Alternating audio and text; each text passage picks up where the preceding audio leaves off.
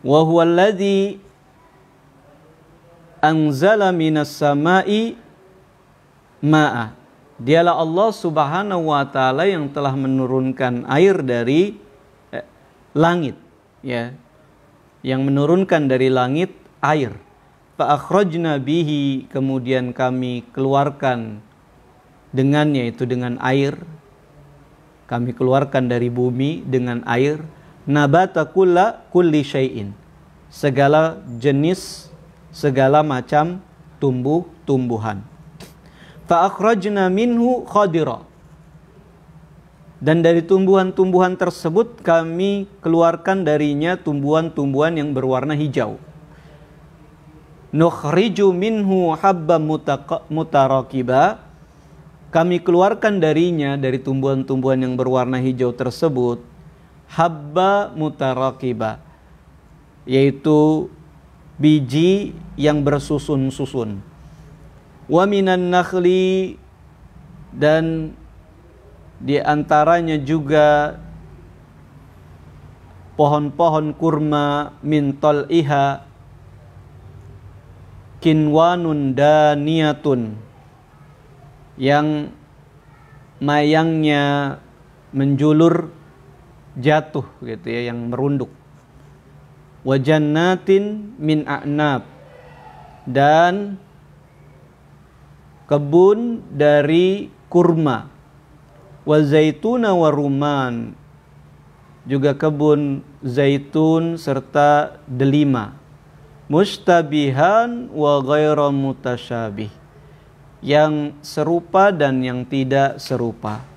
Ungduru, perhatikanlah oleh kalian, ila thamarihi, perhatikanlah oleh kalian buahnya, idza asmara, ketika dia berbuah, wayanhi, dan ketika dia masak. Inna fi dzalika la ayatil liqaumi yu'minun, sesungguhnya pada yang demikian itu terdapat tanda-tanda kebesaran Allah Subhanahu wa taala bagi kaum yang beriman. Kaum muslimin dan muslimat yang dirahmati oleh Allah Subhanahu wa taala. Dalam ayat yang mulia ini Allah Subhanahu wa taala masih menegaskan tentang kerububiyahannya. Sifat-sifat kerububiyahannya, bahwa dialah Allah, Tuhan yang mengatur alam semesta ini, Al-Mudabbir yang mengatur, dan dia juga Al-Khaliq yang menciptakan, dan dialah Allah Subhanahu wa taala Ar-Razzaq yang memberi rizki, Al-Hayyu wal Qayyum yang maha hidup dan mengayomi. Dia Allah Subhanahu wa taala di ayat ini menegaskan bahwa dialah yang menurunkan air dari langit, yaitu hujan. Diturunkan air dari langit, kemudian air hujan membasahi bumi, maka kemudian Allah keluarkan dari bumi lewat perantara air hujan tersebut, gitu ya, nabata kulli syai'in, segala jenis bentuk tumbuh-tumbuhan. Ya, tumbuh-tumbuhan spesiesnya itu banyak sekali, miliaran. Jenis-jenisnya miliaran. Kalau kita orang biologi gitu ya, itu tumbuh-tumbuhan itu nanti punya klasifikasi mulai dari yang paling tertinggi, yaitu apa namanya itu ya, kingdom, kerajaan, yaitu kerajaannya apa, yaitu terus nanti turun lagi, ada jenis-jenisnya, ada ordonya, dan seterusnya. Saya juga agak-agak lupa pelajaran biologi dulu gitu ya. Nah, tumbuhan yang sama bisa jadi beda klasifikasi daripada jenis-jenis tertentunya ya. Jadi banyak sekali ragamnya. Fa akhrajna bihi nabata kulli syai'in, kami keluarkan dari bumi itu segala macam jenis tumbuh-tumbuhan. Tapi di antara tumbuh-tumbuhan kemudian dikhususkan di sini Allah sebutkan fa akhrajna minhu khadira, kami keluarkan darinya yaitu tumbuh-tumbuhan yang berwarna hijau. Tanaman kan nggak semuanya hijau ya, ada yang merah, ada yang kuning, ada yang macam-macam lah, ada yang hitam juga gitu ya. Tapi khusus yang hijau disebutkan di sini. Memang secara umum rata-rata hampir sebagian besar hijau tumbuh-tumbuhan gitu ya. Hijau, walaupun ada juga yang warnanya macam-macam. Nukhriju minhu habban mutarakiba. Kami keluarkan dari tumbuhan-tumbuhan hijau tersebut habba, yaitu benih-benih, butir-butiran, mutarakiba yang bersusun-susun. Mungkin dalam hal ini seperti padi begitu ya, itu kan benih gitu ya, biji. Keluarnya itu dia biji-biji dan bersusun gitu. Atau kacang-kacangan mungkin.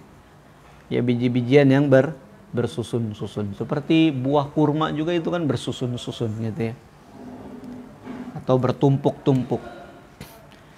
Dan secara khusus juga kemudian disebutkan di sini waminan nakhli, dan di antara pohon nakhl, pohon kurma. Ya. Tentu secara khusus disebutkan pohon kurma karena audiens Al-Qur'an pada saat itu adalah ya orang-orang Jazirah Arabia. Mereka hidup dengan pohon kurma gitu. Jadi mungkin agar lebih membumi, lebih dekat seperti itu ya. Maka secara khusus disebutkan pohon kurma. Pohon kurma yang mayangnya menjulur jatuh ke bawah ya. Kalau sudah lihat pohon kurma memang seperti itu gitu ya. Mayangnya jatuh ke bawah, kemudian ya disitulah benih buah-buahnya gitu ya. Dan juga disebutkan kebun anggur, kebun zaitun, dan kebun delima. Ini pohon-pohon yang memang tumbuh di Jazirah Arabia. Disebutkan secara khusus di sini. Dan yang sangat menarik sekali di sini, Allah perintahkan kita untuk memperhatikan buahnya ketika pohon-pohon tersebut mulai berbuah dan mulai masak buahnya. Kita diminta untuk memperhatikan. Umduru, ya. Nah, kalau belajar bahasa Arab, kata fi'il amr itu, kata perintah itu yaqtadil wujub gitu ya. Itu akibatnya adalah wajib gitu. Salah satu maknanya yaitu akibat atau dampaknya adalah wajib. Ya. Nah, diperintahkan oleh Allah kita untuk memperhatikan buahnya ketika mulai berbuah dan mulai masak gitu ya. Dan Allah katakan inna fi dzalikum la ayatil liqaumi yu'minun. Sungguhnya yang demikian itu terdapat tanda-tanda bagi kaum yang beriman. Nah, kita ini sering ngelihat ya kan, buah itu, pohon itu berbuah dan pohon itu mulai masak, tapi biasanya ya biasa aja kita ya gitu ya. Nggak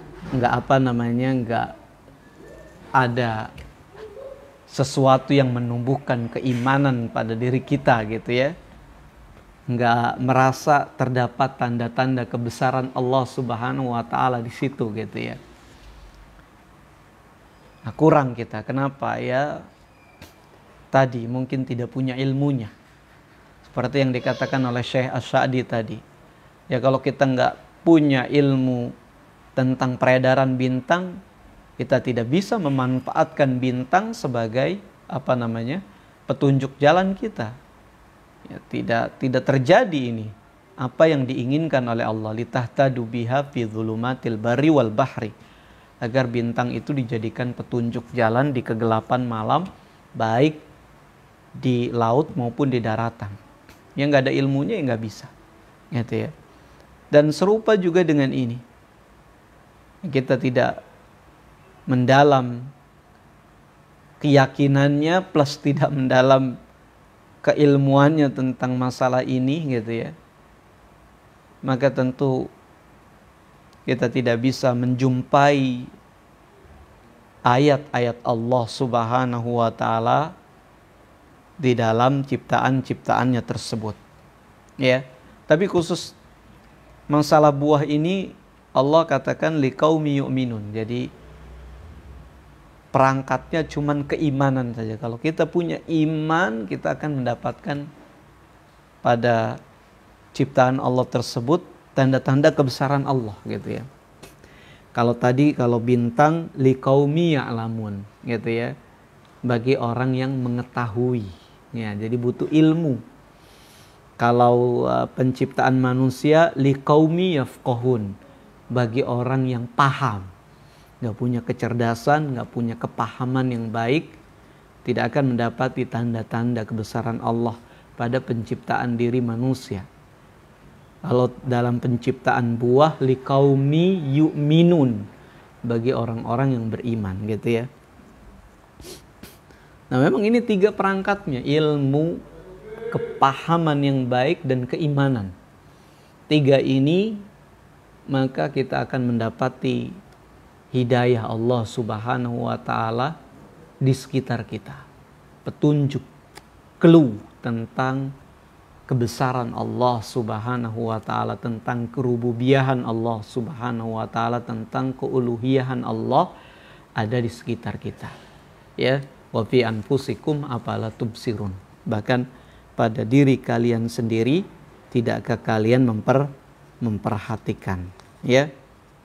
Seperti itu.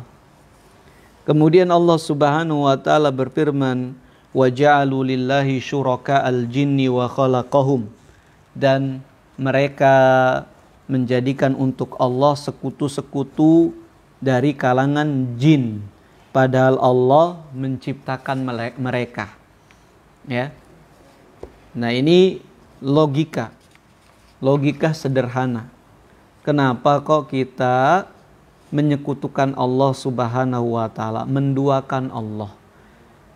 Kan Allah yang nyiptain kalian, yang menciptakan kita kan Allah. Ya. Siapa yang menciptakan kita? Allah. Ya, seharusnya dialah Allah satu-satunya yang kita sembah. Sebagaimana dia satu-satunya pencipta, maka dialah satu-satunya yang kita sembah, gitu ya. Kok Allah yang satu-satunya pencipta tapi yang kita sembah banyak, bukan Allah saja. Ya, Tuhan ini, Tuhan itu. Nah, ini logikanya tidak masuk. Maka Allah katakan wa ja'alu lillahi syuraka'al jinna wa khalaqahum. Dan mereka menjadikan untuk Allah sekutu-sekutu dari kalangan jin, yaitu menyekutukan Allah dengan jin, yaitu minta bantuan kepada jin. Ya, menyembah jin, memberikan sifat-sifat keuluhiyahan kepada jin. Ya banyak, meminta, takut, cinta, kemudian berharap kepada jin, ini termasuk penghambaan dan penyembahan, termasuk menyekutukan Allah ya dengan mereka. Wa khalaqahum, padahal Allah menciptakan mereka. Wa kharaqu lahu banina wa banati bighairi ilmi, dan menetapkan baginya, ya bagi Allah Subhanahu wa taala, anak laki-laki dan anak perempuan tanpa ilmu. Jadi sebagian orang-orang kafir, orang-orang musyrik, ya, menetapkan untuk Allah Subhanahu wa taala anak. Padahal Allah Subhanahu wa taala tidak beranak, tidak punya anak. Subhanahu, maha suci Allah Subhanahu wa taala, maha suci Dia, wa taala, dan maha tinggi, amma yasifun, ya, dari apa yang mereka sifati. Ya, mereka menyifati Allah punya anak, punya sifat bahwa Allah itu beranak, punya anak, baik anak laki-laki maupun anak Allah Subhanahu wa taala perempuan. Gitu ya. Badi'us samawati wal ardi, Allah lah badi'us samawati wal ardi, pencipta langit dan bumi. Anna yakunu lahu walad, lah bagaimana bisa kok Allah punya anak? Walam takul lahu sahibah, padahal dia Allah tidak punya istri. Ya, nggak punya istri, nggak punya anak dong. Ya. Jadi dalam ayat ini langsung sekaligus menafikan dua hal, bahwa Allah tidak punya pasangan dan Allah tidak punya anak, gitu ya. Bagi Allah Subhanahu wa taala, sifat tidak punya pasangan dan sifat tidak punya anak ini merupakan sifat kamaliyah, sifat kesempurnaan. Bukan sifat nukson, bukan sifat kekurangan.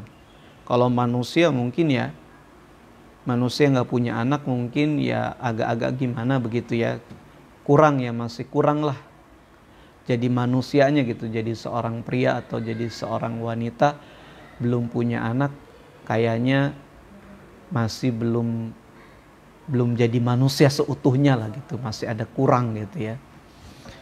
Atau belum punya istri juga, ngejomblo atau punya suami gitu. Walaupun sebenarnya ya mungkin ya sudah takdir Allah, ya bisa saja orang tidak ada jodohnya gitu kan ya. Tapi ya dianggap manusia itu ya kalau yang masih sendiri ya berarti belum berhasil gitu mencari pasangan gitu. Masih ada kekurangannya dia gitu ya. Tapi bagi Allah Subhanahu wa taala, sifat tidak memiliki anak, tidak memiliki pasangan adalah sifat kesempurnaan. Maha suci Allah dari memiliki anak, dari memiliki pasangan. Allah maha kaya, tidak butuh anak, tidak butuh pasangan. Ya, tidak sama Allah dengan ciptaannya. Kalau kita, pasangan kita, anak-anak kita qurratu a'yun gitu, yaitu sebagai pelengkap kehidupan hidup kita, penyejuk mata kita. Kalau Allah tidak butuh, maha kaya, tidak butuh pasangan, tidak butuh pendamping, tidak butuh sekutu-sekutu. Agniya minasyuraka, yaitu Allah ya tidak butuh dengan sekutu-sekutu. Jenisnya apa saja, mau sekutu itu teman, bantuan, atau anak atau pasangan, Allah maha suci dari segala itu semua. Wa huwa bikulli syai'in alim, dan dia Allah maha tahu, maha mengetahui segala sesuatu. Jadi ilmu Allah Subhanahu wa taala maha luas, maha mengetahui. Kalau ilmu kita terbatas, kita mungkin taunya kalau punya anak, punya pasangan itu lebih sempurna. Tidak, Allah maha tahu. Ya, kalau Tuhan itu tidak pantas punya anak, punya pasangan. Kalau Allah punya anak dan punya pasangan itu adalah sifat kesempurnaan, pastilah Allah akan mengambil anak-anak ya, dan mengambil pasangan-pasangan gitu ya. Nah, Allah katakan sendiri ya, anna yakunu lahu waladu wa lam takul lahu sahibah. Ya, Allah lah pencipta segala yang ada di semesta ini gitu ya. Tidak boleh Tuhan itu berbilang dan bersekutu. Dia harus menjadi the one, satu-satunya. Nah, inilah tauhid, yaitu mengesahkan Allah Subhanahu wa taala dalam kerububiyahannya, yaitu sifat-sifat ketuhanannya dan keuluhiyahannya, yaitu sifat-sifat keilahannya, yaitu sebagai sembahan yang disembah